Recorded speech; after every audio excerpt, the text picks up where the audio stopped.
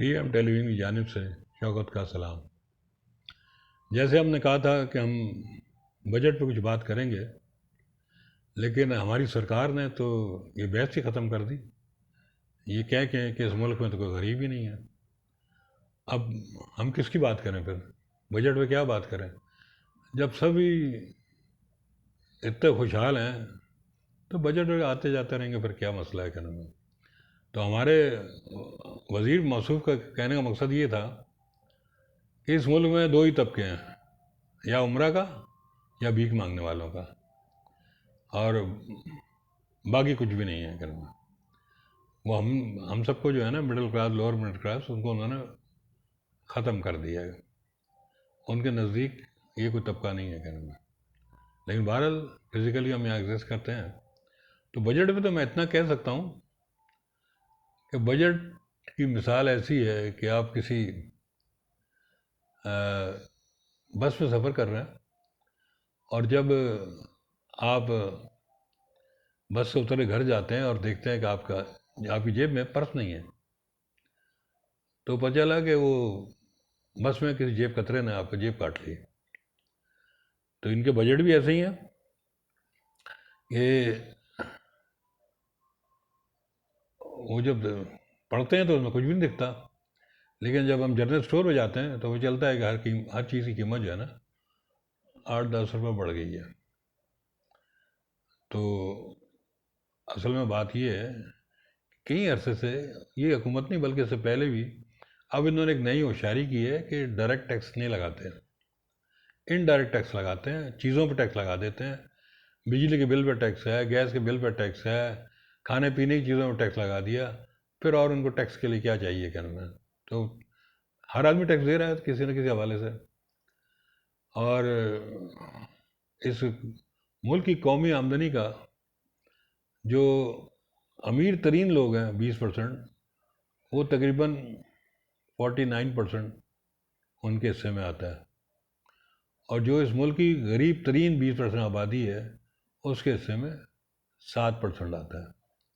یہ کوئی رپورٹ ہے جس کی میں حوالے سے آپ سے بات کر رہا ہوں، کہ میں ہوا میں ایسے نہیں کہہ رہا۔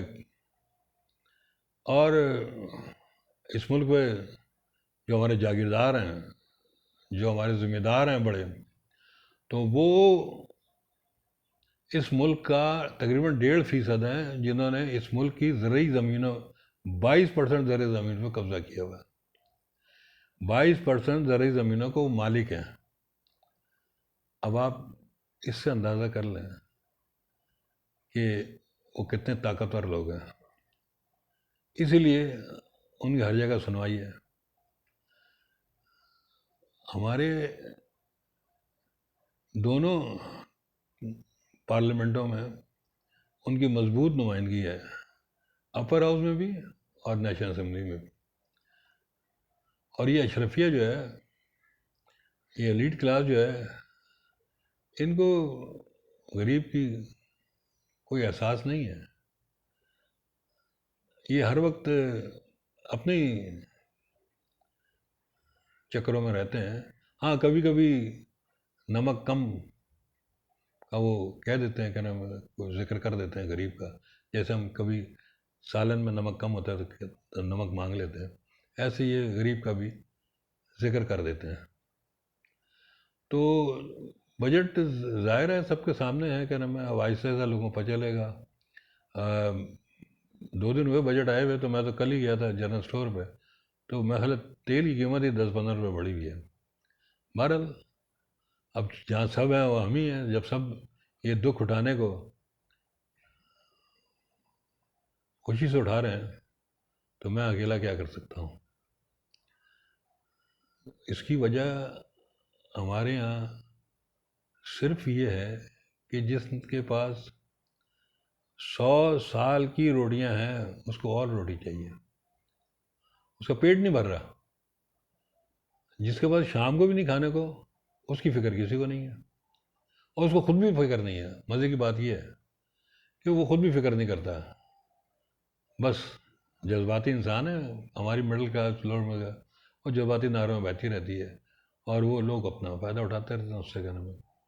تو جب آپ آپ کی سوچ یہ ہے کہنا میں کہ اسمبلی میں آتے اس لیے ہیں ایک کے دو کیسے کرنا ہے، دو کے چار کیسے کرنا ہے. آپ ان اسمبلیوں سے وہ لوگوں کو پوچھیں جنہوں نے بینکوں سے لون لیے ہوئے تھے، معاف کرائے، اور دوسرے بلیک مارکیٹنگ اور یہ سب جو آٹا چینی فلانا ڈمکانا، تو میرا خیال ہے آدھی زیادہ اسمبلی تو ویسے ہی نکل جائے گی. یہ دنیا کا واحد ملک ہے کہ جہاں پہ ان سب باتوں میں کوئی برائی نہیں ہے. باہر کے ملکوں میں اگر آپ نے گاڑی بھی لی ہے اور اس کی آپ نے ایک دو قسطیں نہیں دی تو آپ ہر جگہ سے بلیک لسٹ ہو جاتے ہیں، آپ کوئی کام نہیں کر سکتے ہیں.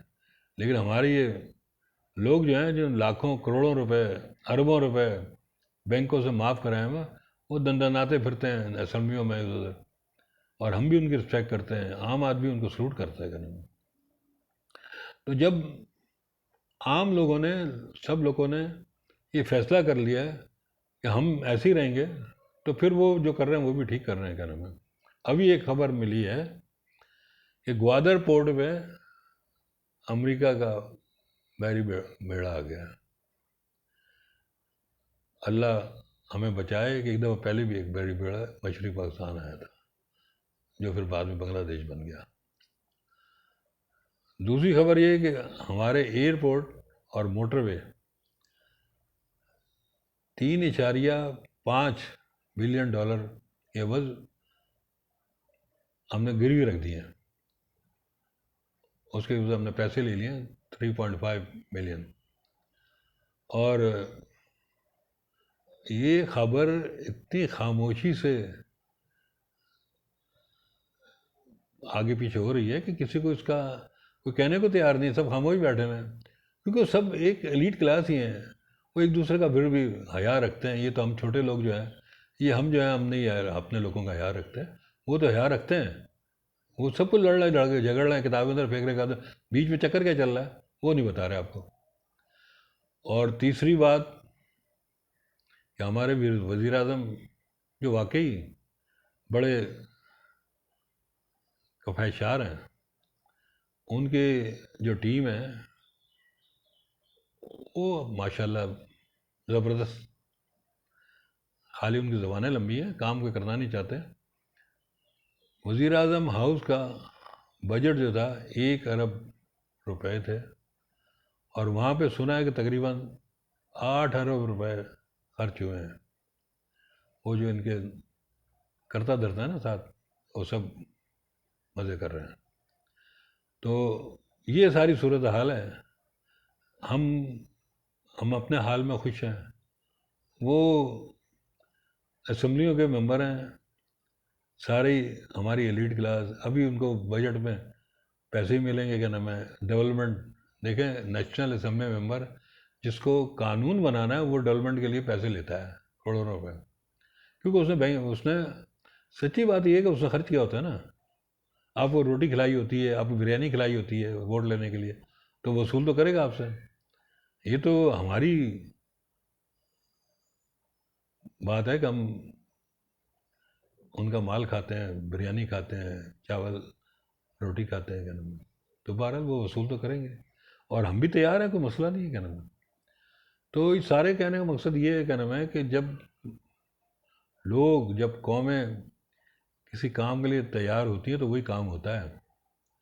اب یہ یہاں کے عوام، غریب عوام، اتنے چھوٹے چھوٹے ٹکڑوں میں ان کو بانٹ دیا گیا ہے، اتنے چھوٹے چھوٹے حصوں میں تقسیم کر دیا گیا ہے، ان کے اب تک آواز ہی نہیں ہے. یہ تو بول ہی نہیں سکتے. تو ان پہ جو جبر کریں وہ کم ہے، کیونکہ جبر سہنے کو تیار ہے. اب اس سے زیادہ میں کیا بولوں. کیا نام ہے بجٹ کے سلسلے میں ایک شعر پڑھ دیتا ہوں. وہ جب اعلان کرتے ہیں بجٹ کا، غریبوں ہی کا ہو جاتا ہے جھٹکا.